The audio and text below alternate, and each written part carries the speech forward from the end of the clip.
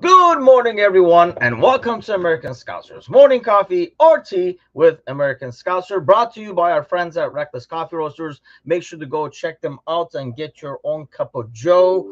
It's Monday.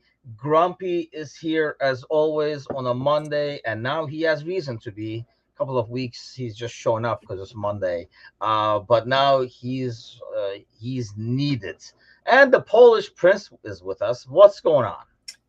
Not much. Obviously, yesterday didn't go as most of us would have liked. However, I did get a chance to go to Chicago and eat a nice dinner for the last day of restaurant week last night. So, How was the that event, by the way? I We saw that with Ange. I think when we were, I don't know what the hell we were doing, but it was like restaurant. Oh, I think it was the same thing over here in Naperville.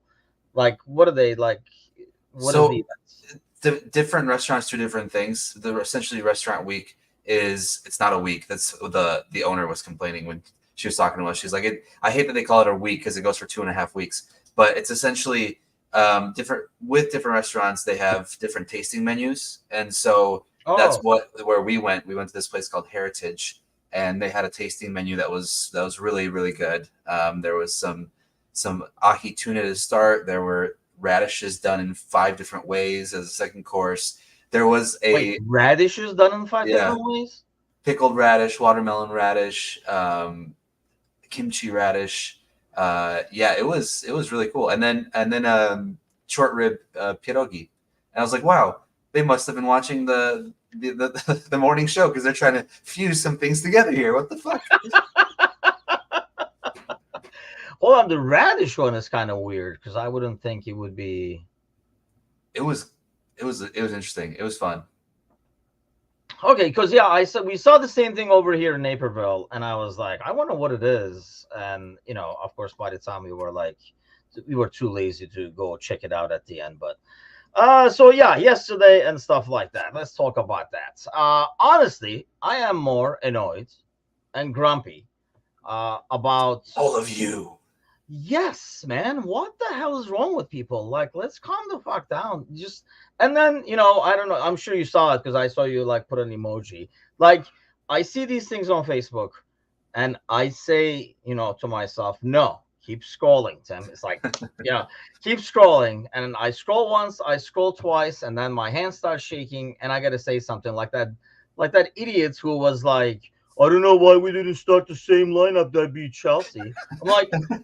I don't know. Maybe you should follow the team because that would be a first step to understanding why we do things the way we do things. But I think it's the overreaction that I see all over the place that makes me more grumpy. I was like, okay, that's it. I'm just going to I'll Mazra in Call of Duty and shoot people because after I kick some ass in FIFA, I'm like, that's where I'm headed because people are driving me nuts. So often do we give our club so much credit for the way that they play and what they do in a game that for some of us it's so difficult to give credit anywhere else, especially when you take a look at sometimes fans who are so stuck in their own little bubble of, yeah, this player is absolute shit because he's just pretty much not in Liverpool. He's a class player to everyone else, but to Yeah. you he's shit because he's not in Liverpool. That doesn't make sense. The same way Arsenal came out, they did exactly what they wanted to do. They frustrated the hell out of us, and they played their tactics well. Arteta did well. I mean, we have to give credit where credit is due. They played a fantastic game. And this whole bitching and moaning, especially about Konate's second yellow and all this stuff that I'm seeing, it's like you guys are missing the entire point here is that Arsenal just outplayed us Yeah. from front to back. All 90, you can argue there was 10 minutes in that second half at the beginning where we weren't outplayed. Other than that, we did not deserve anything, anything from that game. Well, But we could lose that game.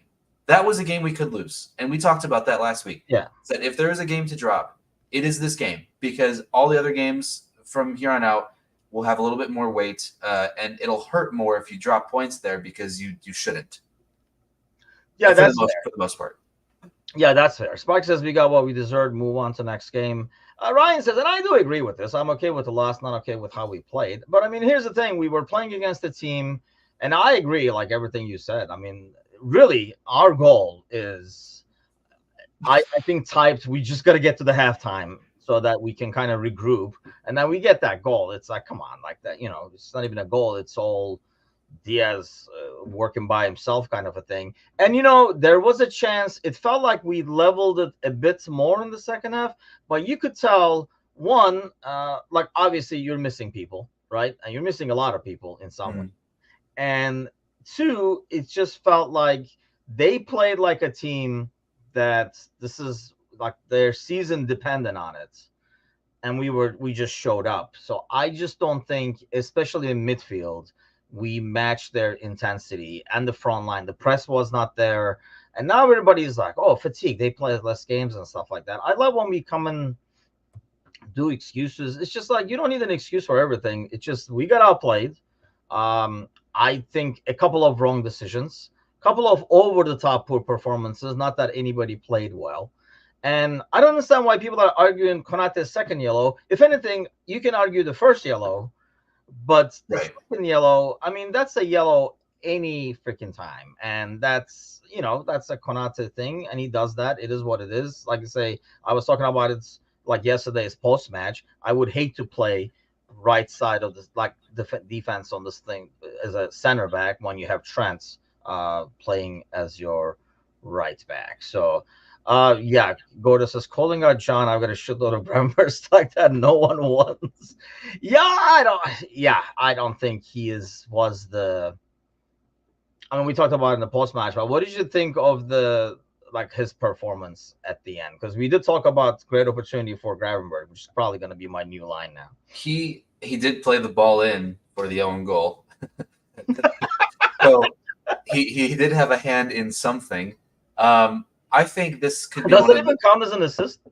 no, no. No. Okay, I just want. Uh, but if you didn't play that ball, you're not in that position, right?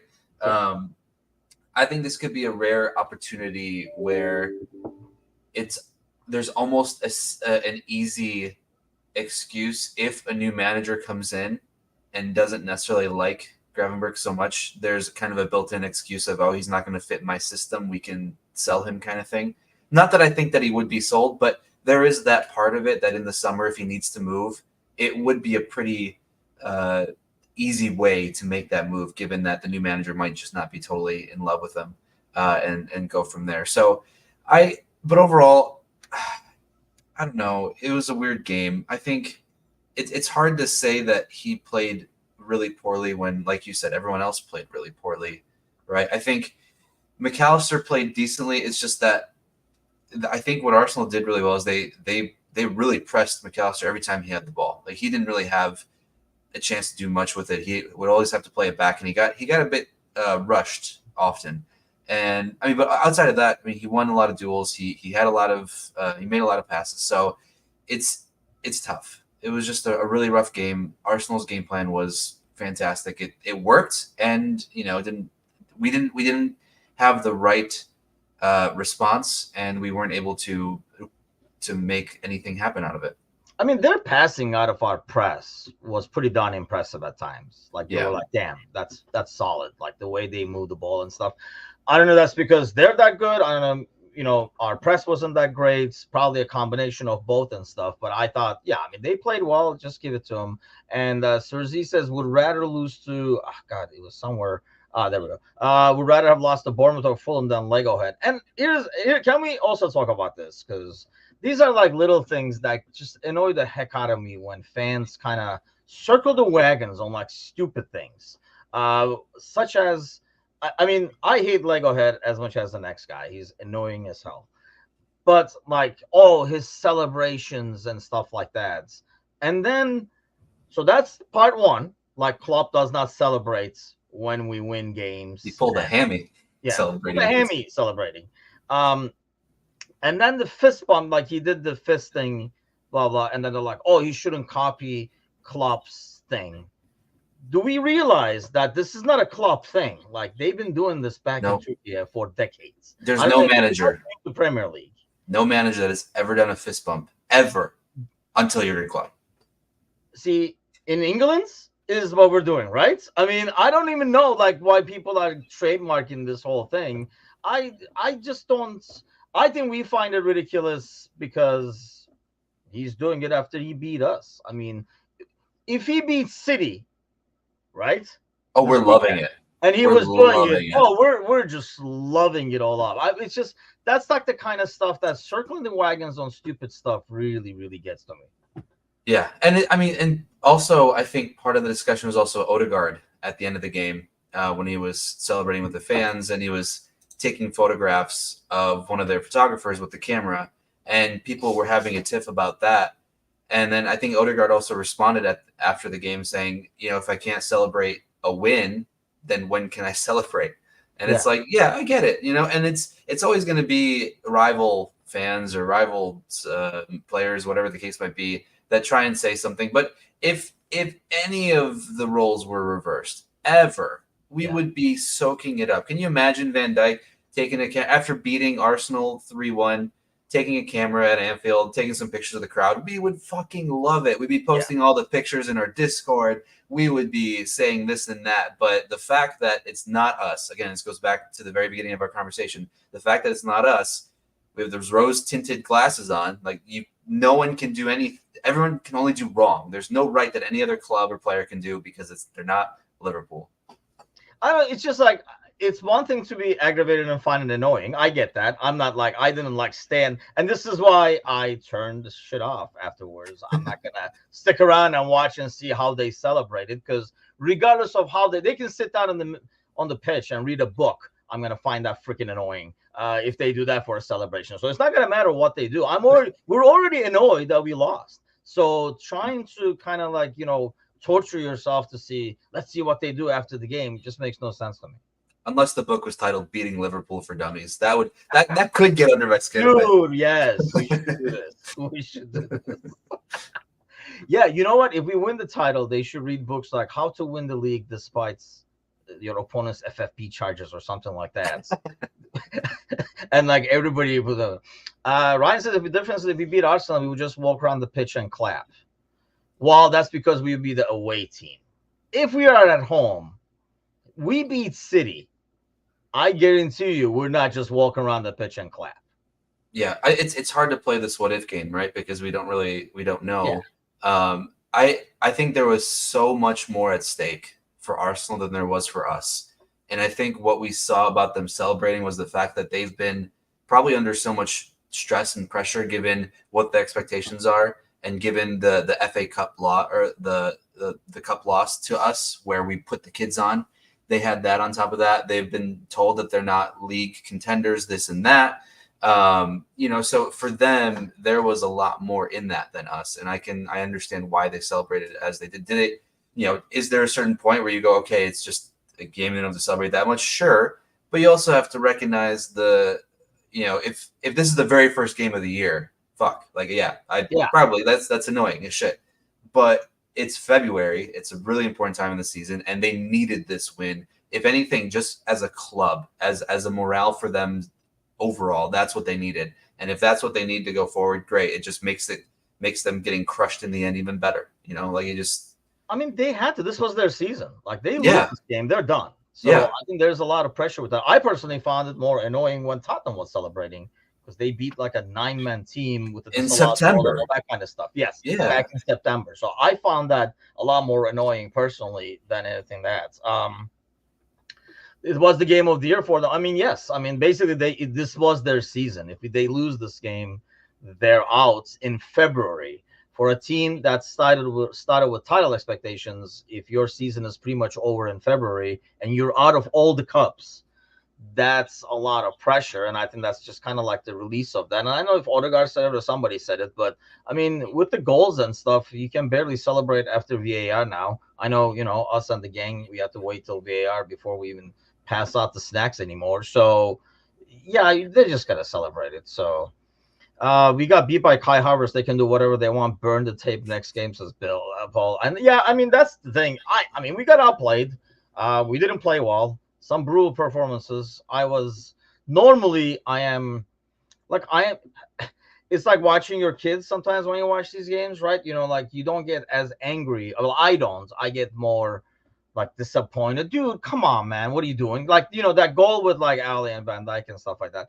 I think the only thing that angered me, so like I had to vent and get it out of my system in the post match, was Trent's. He's not even pretending anymore to defend. He's just there now. He's not There even was like acting like he got beat. He's just not defending anymore. That was the one that I was more angry about overall. But yeah, I mean, I don't think anybody. I mean, can you pick? Give me a player that you thought did their job yesterday. uh, I think maybe Kwanzaa did a good job sitting on the bench the entire didn't have to do much. Um, maybe kept morale on the bench a little high. Hopefully, yeah. Diaz, maybe. Diaz. Yeah, I mean, if yeah, in all seriousness, I think Diaz, if anything, that would be the one bright spot. I don't think Gomez did particularly terribly. Oh, that's true. But it's Joe Gomez, so we have to hate him for no reason. So yeah, fuck Gomez. He played like shit. And Trent was awful. There was that moment. I think in one of those moments you're talking about was Martinelli it was near the midway line, and he just does a little feint and just cuts into the field, and Trent literally goes as Martinelli gets by him. I think that's one of the moments where I thought, like, man, it's really tough to defend Trent's defending at all when he has moments like that. Because he has good moments, but overall, especially yesterday, that was a rough display, man. I know it's kind of like a dilemma now. It literally feels like, and we'll probably talk about this because I want to get the guys' takes tonight too. But it really, like, at this point, feels like we're playing a number 10 as a right back, and it's just freaking ridiculous. More than that, like, okay, a couple of times where Martinelli made one slight cut, not even like a move or anything like that, and Trent was like out of the equation instantly. And mind you, because it's Trent, he never tries to get back into the equation by like sprinting back and like cutting around or something like that. Like, I don't know, not that I like him or like he's the best right back ever, but you get like a guy like you know like Walker or somebody like that. Like, at least they're gonna use their speed or whatever to kind of cut back around. He's a shitty defender at times too, 1v1, but he's gonna cut back around and like try to get. He just like basically like sticks around. And yeah, but somehow we're gonna make him a midfielder. So we're gonna give a guy who doesn't defend or track become part of this midfield. I don't think anybody understands what midfield is anymore, especially in this team where midfield is a lot more important. The part that I started screaming at the TV and Angel was like, "Oh my god, what happened? I missed that. I didn't see it," or stuff like that. Was there was a moment right before he got subbed, so Klopp must have been screaming too. There's a moment he's just like standing there. He looks over his shoulder. He sees Martinelli there, and then he just gets disinterested. He's like, "I don't have the ball, so this is kind of boring." And the through ball comes in, and Martinelli is like through on goal. I'm like, you just looked over your shoulder, check where he's at. That's the beginning. Then you got to keep, continuing the defending process. Brad, yeah, Goda says Timuchin. Sorry, Timuchin, but I think Trent has decided for himself that he's a midfielder, and that's the problem. I think. Okay, well, I don't know what you think, but we've created this problem by putting him in midfielder. Like, dude, you should be midfield, just creating stuff. Fuck this defending shit. And he's like, yeah, you know what? Fuck this defending shit. And he's not defending anymore. Even when he plays right back. Yeah, I think Paul said it, maybe it was last year, 2 years ago, that this entire style that we play, this entire system was sort of catered around the fact of Trent's ability to play balls in and what he is on the ball generationally. And unfortunately, as we've seen some of the wheels come off the bus in some positions, it has only exposed the things that he was weaker at. It only exposed that worse. Whereas before, because of the players that were there and the level everyone was playing at, you could still mask it a little bit, right? When you had Fabinho, Hendo, and Gini, and you had Matip and Van Dijk, you can sort of mop up some of those deficiencies, if you will. But as soon as you start seeing players that don't have, they're not as great as they were, or they have different responsibilities, you really start to see what Trent is not capable of doing. And I think maybe by then inverting him and giving him this idea of what he can do, and then giving him those Adidas Predators and that commercial to make him feel like he is Steven Gerrard in a way. Like he's already cemented in the fact like he is this guy that is going to do what he wants to do, and it doesn't matter what else he's got because maybe his teammates will help him out. Kind of feel like that's how I feel sometimes. It doesn't feel like a vice captain in a sense of he's going to make up for what he's done. He expects others to make up for what he is not doing, and I think that should be flipped, especially if you're going to be captaining a side. Vice captain or not, that's what happens, and so I think the only way that can make it work is if in a new system you play like a 4-4-2 in a way, and you're able to get the most out of him on that right side as a midfielder and still be able to at least have some space that he could cover if he remembers where he's at. You better have a right back who's okay with defending. Well, Bradley, yeah, it would be Bradley, right? So that'd be the idea is that Bradley plays the right back, Trent plays the far right mid, because if Trent's going to be a midfielder, we've got a lot of guys in the midfield, right? And so how do you best use that then? Because there's going to be way too many to, you don't want. You're already in sort of a bit of a headache depending on who's fit. So I guess injuries will always help in your decision making, but it could take a different formation and different tactics in general just to make Trent work again. I mean, Sergi says, I'm really hoping that Trent's mentality yesterday is PTSD of his injury and not. No. Nice try.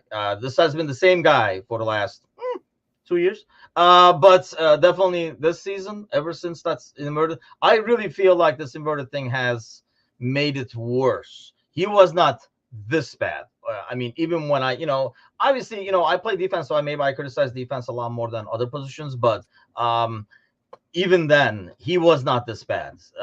Now that he is like, and then people are still like, why did you take him off? He's our creative force. He's our weakness. I mean, he is our weakness, and I think we saw that when Bradley played.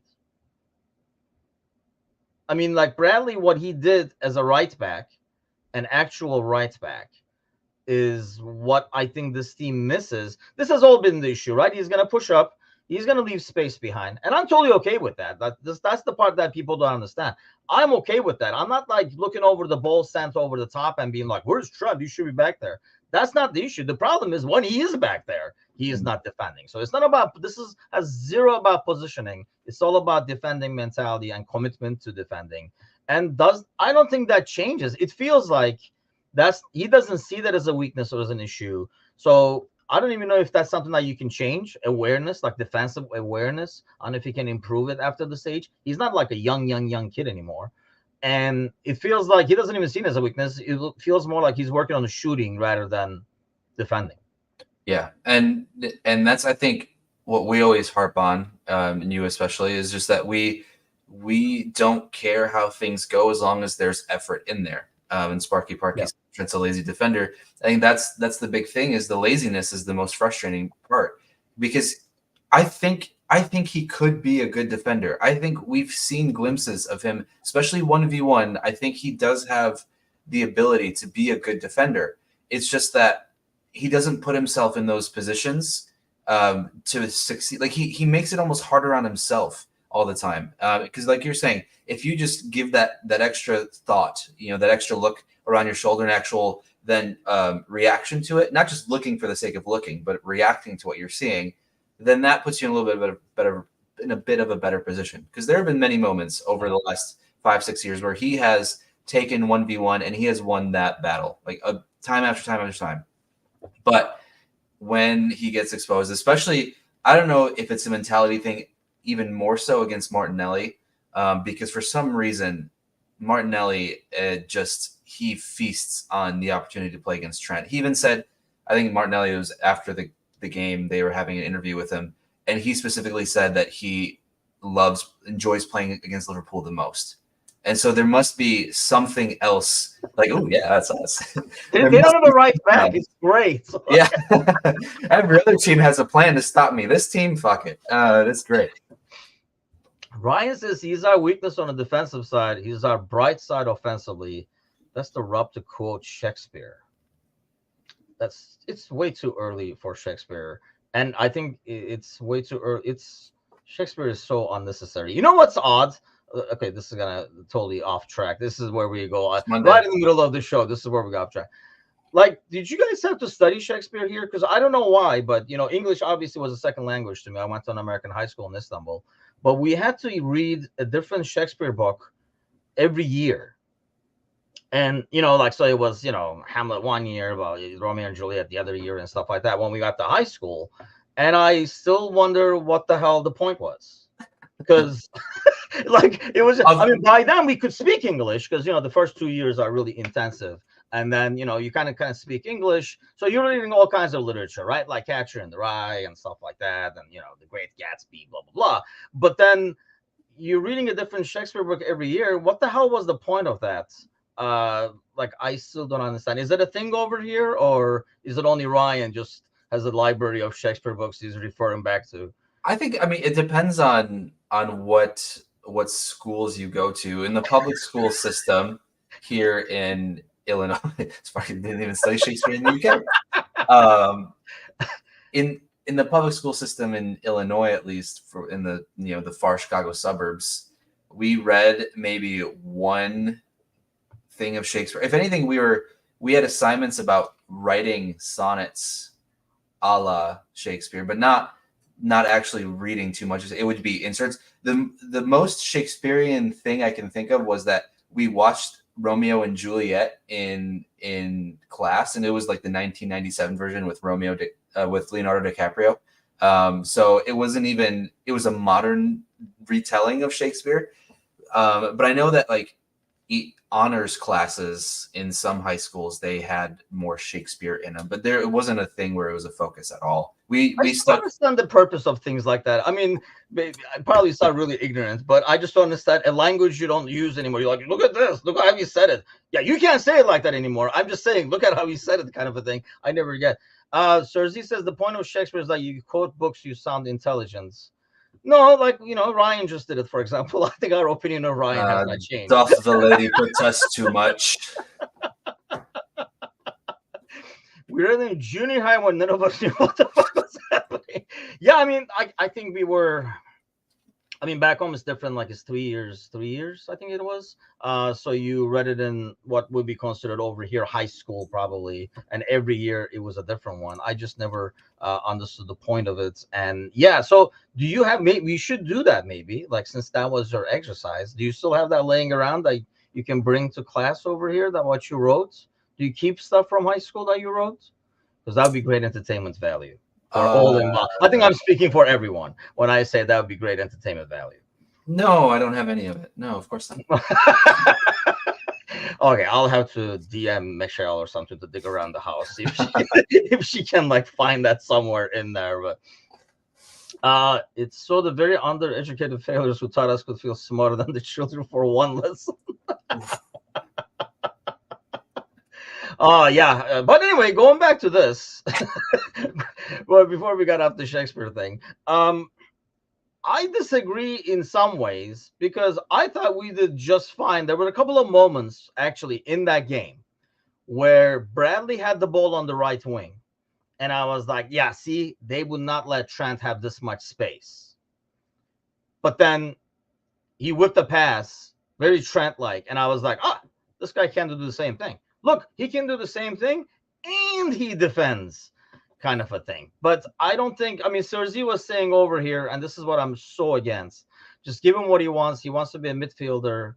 Klopp is the only one forcing him as a right back. The guy was a right back, and he made himself a star being a right back. And now he wants to be a midfielder. I mean, would you like some fries with that too? I just don't understand. Milner didn't hate it being a left back, but part of being a professional and being a team player is giving your 100% regardless of where the hell you're at on the pitch. Do you think part of the productivity of Bradley could be that it wasn't necessarily game planned against? Like, when you're going into a game against Liverpool and you're expecting Trent to play, you kind of have an idea of what you can do to stop him in a way, or how to kind of expose him.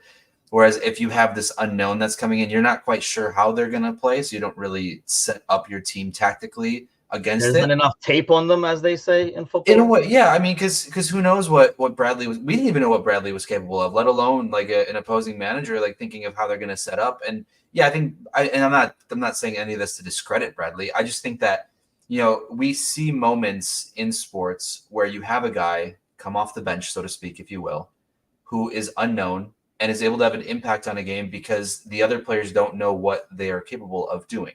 And so maybe in due time, like if we gave Bradley another month or so, the opposing clubs would be better suited at being able to understand how to, I guess, limit him in a way. I don't know. I don't know if there's any truth to that at all. I just hate to think of Trent not having that spot. It's weird, right? I feel like I grew up with Trent in a way. I don't know. I think we did this experiment last year when it was needed and you didn't have any creativity coming out of the midfield. It worked like a charm. But now I think you just go back to your default settings because you do have creativity in midfield. Right. You saw people playing better without him in the middle of the pitch. And we are a lot more dangerous team, especially against teams that sit back when we can spread the ball. And I think if McAllister is getting caught on the ball, here's a common theme. McAllister gets caught on the ball a lot more when Trent is playing. McAllister's best games was when there was an outlet out wide right as well. Whereas when Trent is there, that outlet is not there. So it's a lot easier to get caught on the ball because if you close one side, the other side is not open anymore. There is no other side because Trent is back in his back pocket trying to be attacking and creative and all that kind of crap. And I think that's the main problem. We did that. That was needed at the time. Let's go with it. So Cersei says Trent started, and this is exactly, I think, makes my case for everybody who wants him to be midfielders. Trent started off as a midfielder in the U team, and he's a right back. You know why that could be? I wonder. I wonder if they said, you know what, dude, you're never fucking tracking back. Why don't you start in the back? And they also put people. Don't ask me how I know this, but if you have great field vision, but you're not good playing with your back to the opposing goal, you need to see the field. They make those guys defenders. And that's how I ended up being a sweeper at the end. So, so I think the fact that he was a midfielder, but he is not anymore, is the fact that he was not suited for that. This is a better fit for him because nobody wants to. No, there's no system in the world that allows a lazy midfielder. Yeah. No, that's fair. That's absolutely fair. And to bounce off of your point, what happens to someone who is really slow but can still kick the ball well? They throw you in goal and you become a goalkeeper. So, see, that's the thing. I didn't have the height, so they couldn't even do that with me. How about a 5-2-3? I mean, that's the thing. It's just going to. That's why I feel like next offseason, regardless of who comes here, the great field vision is the equivalent company. No. See, you know what? Back off. No, I think you can kind of see, like, as a defender, it's almost like, like the goalie, right? You can kind of see the whole thing a lot better. You're seeing literally the big picture. You can see it's weird, but it is like it's different playing up top. Gordo is a forward, so obviously he's going to talk smack because he was probably the cherry picking forward too. I can already tell from Gordo, but like you get that vision, but there are times where, I mean, I couldn't, I still can't play with my back to the goal. I just need to be, I'm just going to play it back. I'm just going to be the drop back guy all the time. They're going to call me Hendo. So it's just like, that was a lot better way of being able to see it and launch the ball without getting pressure. Never track back says, there you go. That's what I thought. Well, back then, no nine needed to track back. Every nine sat at the midfield line. That's true too. The person that takes the manager may look to sell Trent first. I doubt it because I think that's kind of like a tower. It's going to be interesting to see how they make it work because I'm sure they're seeing the same stuff. I mean, I think if you have a manager coming in to replace Jurgen Klopp and his first move is to sell Trent Alexander-Arnold, you are going to have an uproar, and that manager is not going to make many friends with the fans. Like he needs to be able to come in and he needs to be liked. more than respect. It needs to be liked. And if your first move is kicking out the guy that came up from the youth system, you're not gonna have a good time. And I think, I don't know. I mean, here's the thing. I'm not disputing how, good he is in a lot of ways and what he can really do. But I think it just needs somebody to sell him on that, maybe like say, hey man, like this is what we need from you. You got to do this at the same time, kind of a deal. I just feel like he thinks like this is cool now and he's doing his thing. I just think if he works in a system where there are set expectations, you got to still get what you can out of that talent. There's a ton of talent. There's a lot of creativity. I mean, being able to whip that ball into a specific spot and stuff like that. You don't want to lose. And I don't think any manager would want to lose any of those things. I mean, Sparky's talking about, might not be able to play with because you never know where he is on the pitch, but he also produces a sub-blind pass. So you got to be able to, and if you're a good manager, you kind of find a way to get that pass, but not get the weakness, or at least diminish the weakness, or come up with a system. I mean, he should be sending a part of his paycheck and part of his fame, all his royalties to Hendo for covering his back all these years to make him look good. Yeah, and something that we never paid attention to because we were so focused on the end product on one side of the field that it was easy to overlook the other end. And because the rest of the team was playing well, it's one of those things we talked about the title winning season. You had all the players playing really well, but were they necessarily really good players, or the system was just going really well? Like there's always that argument that some players, they end up looking good because the team was good. If you have a team that's playing poorly, you're not going to have players that look good. I mean, you might have one or two, but most of them are going to look bad. So it's really easy to look good in a team that's playing well. Yeah, I don't know. It says you could make 100 million from him, and he probably could, right? Especially if he stays in the. But that's not even gonna be a thing. And I mean, because you gotta get the most out of him because there's a ton of talent there. I think if it was a guy that you can't defend that, you can't do anything, dude. But he can do a lot of things. He's just not. And I honestly think, like I say, it was never this bad. He has like literally regressed defensively. It was never this bad. So I do think a lot of it is mentality and approach than actual skill sets itself. Because he was a lot better 1v1 for one. And then two, he was never this like his defensive awareness is an all-time low right now. I just would rather get a manager who can come in, and I do like that 4-4-2 scenario where he plays maybe right side of midfield. So you almost make him like almost like a winger, but the problem is he doesn't have the pace. And is he going to drop back when Bradley runs over him for an overlap? I don't see that happening. Yeah, and it depends on who's going to play on the right wing, right? Especially if Mo leaves. Yeah, that creates another scenario. What do you do there? I mean, this is half joking, but just false nine. Fuck it, just give him all the opportunity to create whatever he wants in right in the middle of the field without ever having to necessarily drop back. Because who knows? Maybe the next manager isn't going to want everyone to press every single situation. So yes. maybe that without the entire team pressing, playing Trent at right back could, or putting him back in right back will limit some of those deficiencies, because a lot of the weaknesses from what we see from him defending is because Klopp expects so much out of the press that by the time there's no help. So that depending on that, there's a chance that it could still work, because who knows what the system is going to be like. And it is what really sucks is that this whole next 3 months plus another 3 months, or I mean, obviously I think we'll know who the manager is maybe May or June, but then you have the 3 months of the break, and the whole time we're thinking, what if? So it's going to be tough.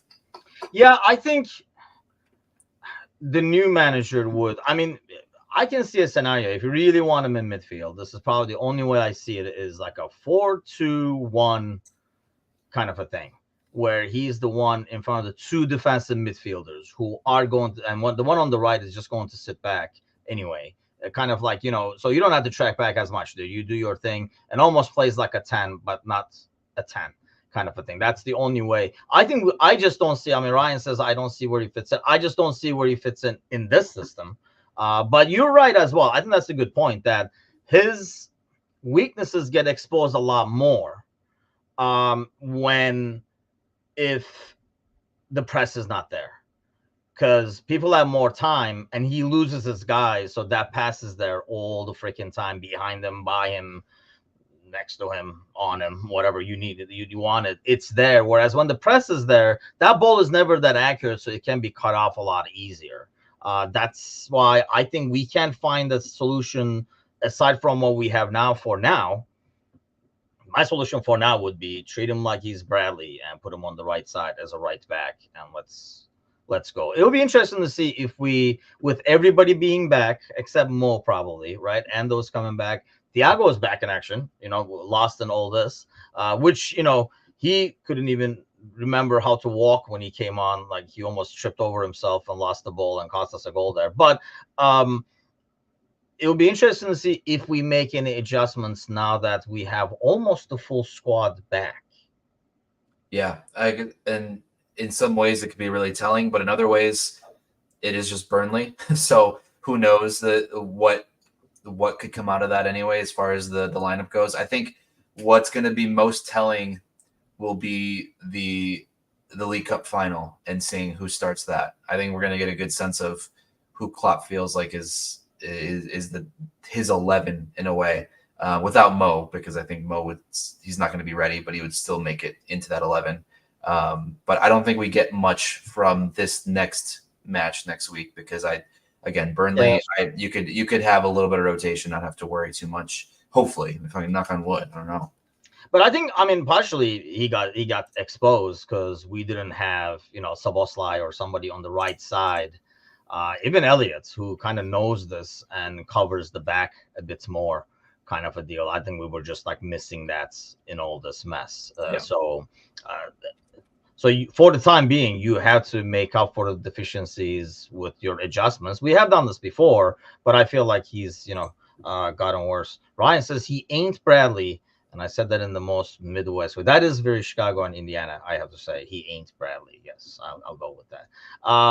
Facing Burnley is the best thing that can. Kazi was talking about this yesterday, and I agree. I think it's a good way to bounce back. You at have home too. Week. Everybody is going to be back. It's going to be interesting to see what that 11 is going to be like, because now there are a lot of options in there. Like who's going to get cut? Did we ever find out what happened to Szoboszlai? It's the hamstring. There's something going on with the hamstring still. Joe, that's the most that I've seen, is that there is a little bit of discomfort. So hamstrings can linger. That's one of those annoying things. So you never know. It could be a week. It could be a month. So maybe we'll get more information towards the end of the week. Almost came back too early, maybe, because that's what I get out of that, right? Possibly. Yeah, and that's the problem with hamstrings, and that's why with Mo, just we need him back when he can be fully back, and not try to get him back earlier than we should.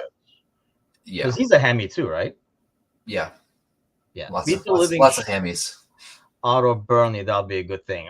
Like I say, that'll be very interesting to see how we play in that one.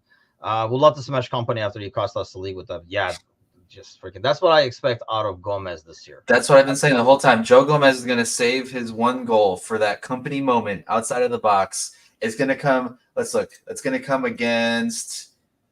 It's going to come against Tottenham May 4th, 2 weeks before the end of the year. And it's going to be the biggest goal of the year. Actually, I was looking at that. Hold on. Well, maybe I wasn't. I was trying to pull up like the next games. Today's game, do you have any hope? Because Brentford can be. Yeah. I think people are writing off Brentford too quickly. I feel like everyone's already given up hope, and like Man City is gonna crush Brentford, this and that. I don't think it's gonna be that simple, especially in Man City. They're not playing at home, right? They're playing at Brentford. Yeah, Yeah. So that could be. I think Kazi mentioned it, a banana skin kind of game, especially for us too, going away to Brentford after Burnley. Like, can you imagine? What I'm worried about is smashing Burnley 4-5-0.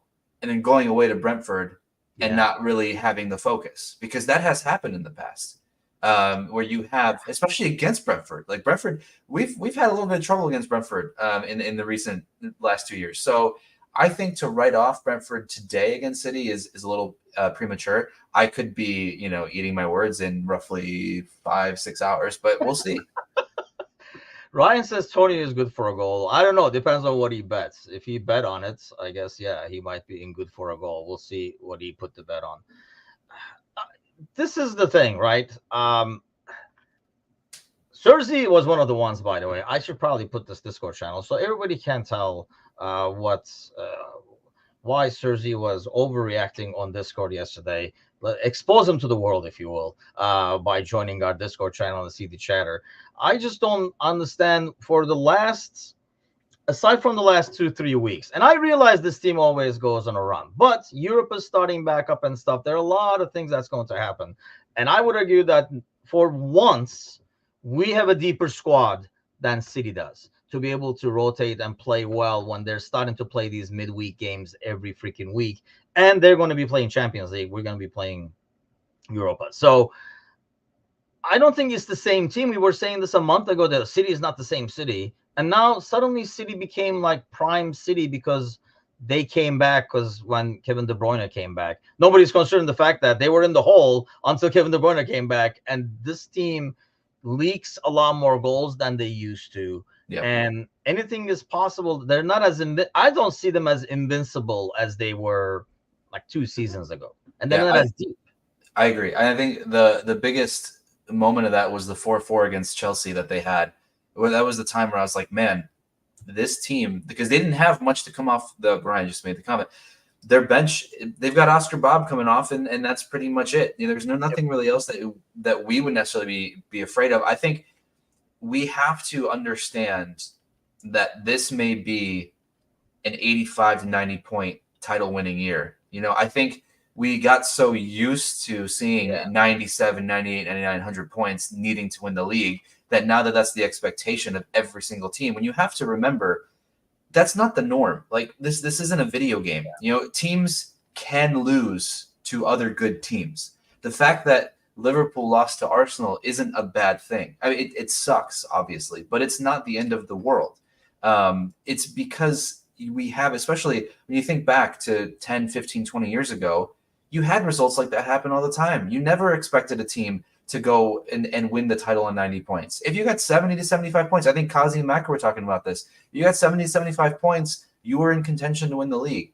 And I think we're so jaded by the fact that we have to be 35 wins and 3 draws, otherwise we don't win the league, that we forget that the shit, like the sport, it just, you do still lose games, and that's okay. What's not okay is just the stupid overreactions and all this stuff that comes with it. I don't know. It's just obviously. I don't understand why we didn't start the lineup that played against Chelsea. I mean, seriously. Yeah, I mean, there were injuries. So what?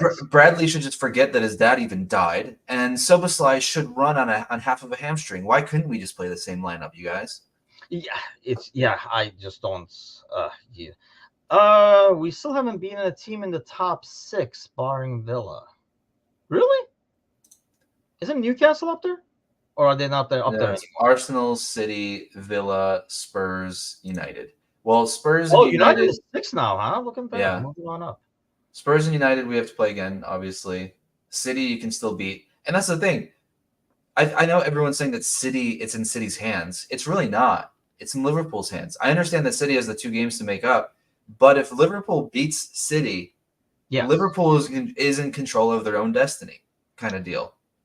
I just would like to go into that game not having to win it, though, to be fair. But you're going to have to. Like a draw is a draw still works, it would be. But I honestly, in some ways, this team plays better when they have to win, as opposed to a draw is enough, too. So maybe it might be better. One of the best things that can happen in this team, we finished second to City, then FFP comes in with a points selection for us to win. So much vindication of our club entire time here. But the problem is that won't happen till, I don't know. I don't know if I'm going to be alive to see that at this point. So I don't have a lot of hope because birthday is coming up, dude. What are you getting me for my birthday, Mitesh? I haven't decided yet. I have many good ideas. Yeah, I'm sure you do. Honestly, that's one of the toughest games I think we have left in the schedule with this Arsenal away game out of the way. Is Villa away? Yeah, and that happens the week before the end of the season, right? So that Yeah. going from Spurs at home against Spurs and then away to Villa, that's going to be a huge week. Let me look this up real quick. I mean, I guess let's look at City's games. Ugh, they play Brentford away, Everton at home. Not a lot of hope there. They play, and then they play Chelsea, and they play Brentford again. That's kind of weird, isn't it? Mm, that's a Brentford really must be like, oh, this is really fucking quick great. turnaround. We played Yeah. Chelsea twice in like 2 weeks. Yeah, they play Chelsea at home. I don't know. I feel like they will dissect the hell. Chelsea looks so hapless that I have no hope from that game. They kind of have like a cruising thing going. Honestly, probably until the United game on March 3rd. But then, like I say, of course they play Copenhagen in Champions League, so they're kind of an easy route there. They didn't get like a tough draw, and then they come from the second, which they could rotate against that team on March 6th before they come to Anfield on March 9th. But yeah, Ryan says, hope we have the league. See some positivity. Let's throw that out there. There's no way we have a league locked down by March 9th, guys. Come on. Unless we're talking about the Villa away game, then yes, then I sure hope so. By then, we don't know what shape Villa will be in, what mood they will be in. I think this was the first time they lost at home in a long time, I think, this week. So that will be one thing that I was hoping that would happen by then, so they don't have like that invincibility feeling at home and stuff like that. But then again, I thought that was going to be a really tough game when they came to Anfield, and that was probably, when you look back, could be one of our easiest wins this year was the Villa game at home. I think because we got the early goal and stuff. But yeah, I mean, at the end of the day, I think we can all agree, despite what the hell happened yesterday, it is way too early to start freaking out and saying the season is over and City this, City that, and Arteta this, Arteta that. And I think should focus more. Of course, now everybody started blaming. It's like, Klopp was just watching because he's already checked out and stuff like that. I'm like, oh my God, like, and I think calm the hell down. I think what you just said right before that was with the whole Villa loss at home. I think that it's better that we did lose now, because if you have that shtick of, oh, this team hasn't lost in the Premier League at all this year, and let's say it's March, April-ish, that starts to get played up a lot. And I think mentally that could really mess with some of the players, like saying they haven't lost to a team, a full strength team in the entire year, only losses against Spurs, and that was 9 men kind of deal. Then you have that pressure of not wanting to be that game that you end up dropping. So dropping the one away at Arsenal, I think, was the best game to lose. It's just that it wasn't lost particularly well. Honestly, the thing, the naive side of us looks at that game and say, man, and probably, I mean, might be partially true, but if Ali and Van Dijk don't run into each other on that thing, and that we might have gotten away with it, and gotten away with a point. Mm-hmm. And that's why it feels worse than it is. If you look at the overall game, and you kind of deserve to lose that game, but I think we're kind of like, man, if we didn't make that mistake, we almost got away with it. Maybe we got away with it with the points, and we might have possibly gotten away with 3 points. You never know, kind of a thing. And I think that's why it hurts more than it should. But Saito doesn't like Endo, but Saito doesn't like a lot of people. So I don't know. Transfer deadline's done. I think like Endo coming back. I mean, shockingly, Thiago coming back. Pretty much everybody except Mo is going to be back. We don't know Szoboszlai, of course, but I think it will be fine. This was an okay game to lose. Let's not lose our heads over here. Still in every damn thing, and still, like you said, in your hands in some ways, where you beat City, you kind of like still win the title. And I don't think I'll wager with anybody. Where's Football Flashback when you need him? But I'll wager with anybody that City is not going to win every single game rest of the season. I can tell you that right now. We won't either, so let's not freak out whenever that happens, because I don't see us winning out either. I think you're right. The gap is not as big as it was I don't know what that year was like. We were winning, they were winning, we were winning, they were winning. I just don't see that anymore. Saido, you're praying for nothing, man. Just you're wasting prayers at this point. So just pray for something. Pray for something more useful, because that's not going to happen. If anything, that's something. Well, not with Thiago, maybe, because you don't want to base your season on Thiago being healthy. But that's like a formation I can see us maybe seeing next year, and then utilizing Trent maybe in that way and stuff. But too early. The season is not over to start talking about next season yet. Monday is your day off. So Yes, what are you up to? Who's getting groomed today? The I dog am. was last week. Your turn. I am. It's my Does the turn. dog take you to the groomer in return, or No, she gets to stay home. I last time she drove, we got a ticket, so we're not going to do that again. And I will say, for what it's worth, I have a friend who's a I thought huge. you were gonna be like, he's a pretty good driver. No. She's not bad. She's all right. She's all right. I have a friend who's a giant Arsenal fan. For what it's worth, he said, "I'll take the 3 points, but I know that's a match we lose if y'all are healthy. We started fuckface up top, and I thought we wouldn't score." They they're not big fans of Havertz, so that's that. But yeah, Monday, day off, great. Yeah, get groomed and then do nothing. That's the plan. You know what? This is a good point. Gordo says, if City lose today, do these folks shut up or do they get louder? They get louder. We could have finished the season right here if we Oh beat yeah, Arsenal. yeah, yeah, yeah. Think of the gap we would have had. Fuck off. Go play FIFA, guys, and go play on semi-pro and win every game 9-0 and get 110 points in a year. Something like a personal experience. Have you run the simulation or what? No, not out of anger. Ever. I am kicking ass in seasons, by the way. Going from Ultimate Team to seasons has been very refreshing, because you don't have everybody rated 95 where they can do ridiculous whatever they moves want all over the pitch. So it's a more normal team. So my PC would physically blow up if I tried to play FIFA right now. I think I'm like 56-3 or something like that. And That the two I lost to this dude. Like, I played him, I was like, God damn, he was good, dude. And I lost, like, I didn't get blown out, but he won comfortably in some ways. I think, and I looked at him, and he had, like, his record was ridiculous, like 200 wins and 4 losses or something like that. I'm like, oh, okay. I looked for a new game, same fucker. I'm like, oh man. So those 2 out of those 3 losses are to that dude, and one came really early as I was like kind of like learning the game. But yeah, kicking some ass. Ryan says I just play career mode. I can't play against AI. I enjoy the career mode aspect a lot, because I don't necessarily play against the AI, but I like transfers. I like building up youth squads and stuff like that.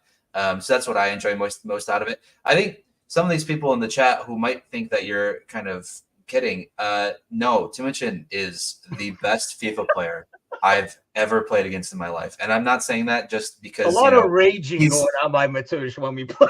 Yeah. He's not just my overlord and I have to be nice to him. No, I'm being serious. Like he actually is. And I think I said it the first time we played, like, damn, you're really good for an old guy. Like, yes, he's an asshole. And I didn't mean it that poorly. I was just like, wow, I typically expected, younger kids to play. And I was like, wait, I can play when I grow up still and even get better. And you're like, yeah. Okay, this is not complimenting. This is like a backhanded compliment. It's that you've continued to be so damn good. And I don't know if it's the experience or what. You know what, man? I was like taking the compliments, but taking gut punches at the same time. I didn't know how to pat in the back, stomach punch at the same time. I got it. Yeah. So in the career mode, is that the one that you're just a dude and the team plays, or do you play the whole team? You can either be the manager or you can be just the player. There's 2 options. You can do either one. The player. So when it's game time, is it almost like you just playing the player, or are you playing the whole team? The camera, you actually has a setting for the camera where it's just on you. It's sort of like it's almost like clubs. Clubs, yeah. Okay. So that's what happens. But I prefer the manager route where you actually just control the whole team. And like I like starting in League Two with some random team and try and build up all the way up to the Premier League and the Champions League and stuff like that. So So when you do the manager mode, what happens in the game? Do you play the whole team simulate it. or you simulate it? Yeah, I'll just You simulate just sit and watch it, basically. Yeah, I mean there was a you can simulate where you don't have to watch it. It just takes like 10 seconds and it pops up with the score and whatever happened. There was a moment, maybe it was like 5 or 6 years ago, when I wanted to do some streaming where I would play every single game of the season. And you know, it was fun, but there's playing against AI, you're always missing an element of just playing against a person. It just always feels better, even if you're losing 5-0. We're gonna start Patreon. I'm telling you, that has to be one of our Patreon shows. It should be starting actually later this week. So if you're looking to support American Scouser, it's another great way to support the site. Aside from obviously rocking our swag that we just unleashed last week as well. But yes, so we're gonna have some special content and special shows. That should be one. FIFA should be definitely one. We got to come up with a format to be able to do that. Ryan says, "Oh man." I'm currently Forest. We came up from championship. We're now dominating the Premier League. So when you guys see, that's what I like doing when I play these little magic games and stuff. I don't take just like Liverpool. I'll just take a team that I probably don't even know, so that there's no bias for the squad and stuff like that. And you kind of like just like build it along the way. I guess maybe I will. You know what? I will give that a shot, people. So what level are you guys playing with? Do I crank up the world class or something like that for the AI, or is that becomes too obnoxious? Like, I mean, you could probably handle it because you're good at the game, so it'd be fine. I think. I mean, if you really want to give yourself some difficulties, then you pick a team that has absolutely no money. You start in League Two, pick a club with no money, put some transfer restrictions, maybe not like in the game, but on yourself. Like, I can't sign blah blah blah. Let's like players that have really good potential, whatever the case might be. Like you have to try and build more organically, or you can only build from the youth team, right? You can't transfer people in. Like sometimes I'll do that for fun, so that I know that I can't, because in real life, like you're not going to go out and get some 18-year-old wonder kid for $4 million to join League Two. Like that just doesn't happen. Right? Like, does it happen in the game? Is it like? Oh yeah, as long as you give the team enough money for the transfer, they're like, yeah, we'll sell Trent to Real Madrid for 100. There's no FFP, or you're playing a City in this game. Like there's no FFP. Hey, look, we got a sock sponsorship in League Two. Okay, so I'm gonna have to check this out and report back on this. Pick a small team. I might start it and report on it next week and see how I enjoy it, because I do need a new format. What I used to love about seasons is I would go like win it with Liverpool and stuff, and eventually I would just go now pick like a 4-star team. Like back in the day, I used to pick like the Ivory Coast national team. Like it fit my style. I was like, it's good. And then I would play, like you would play other 4-star people. I mean, I see people trying to do that now, but I was playing yesterday. This dude showed up against me with Morocco. And I was like, dude, like you just set yourself up. And I feel bad for the dude because I admire the effort of trying to do it with Morocco, but it's almost it's like going to the ultimate team now with an average team, and then you play against a team that's all ranked like 95 and stuff. But, okay, so that's what I'll be doing, I guess. You'll be getting groomed. We always end with a prediction, so what the hell? Let's predict the Brentford game. Oh, 2-2. Let's get crazy. You know what? I like 2-2. Fuck it. Let's do 2-2. And then people will start. Great. Now it's going to be like 6-0 City now. God damn it. Sadly, it could be a game where by the time I remember to turn it on, it's kind of pretty much over kind of a thing. But as always, thanks to all those liking, subscribing, all that kind of good stuff. Go grab a friend by the ear and help us pass the word. And then, like I say, Patreon is going to be coming out next week. So if you want to support the site, it's a great way to do so and get some additional content and additional goodies and all that kind of stuff. And if you want to be involved and hop on with us on air or whatever, just shoot us a message as well. You enjoy the groomers. I'll go enjoy doing some work. And I'll be back tonight with Gally and Bickler, 7 o'clock Central. We'll do a lot of bitching and moaning, I'm sure, at that time as well. And I don't think there'll be a lot of FIFA talk because Bickler is worse than you in terms of playing me, and Gally does not do console gaming, or he doesn't admit that he does. Maybe he's a closet gamer or something like that, but we'll see. Have a great Monday and a great week, everybody. I'll see you guys later tonight. Take care.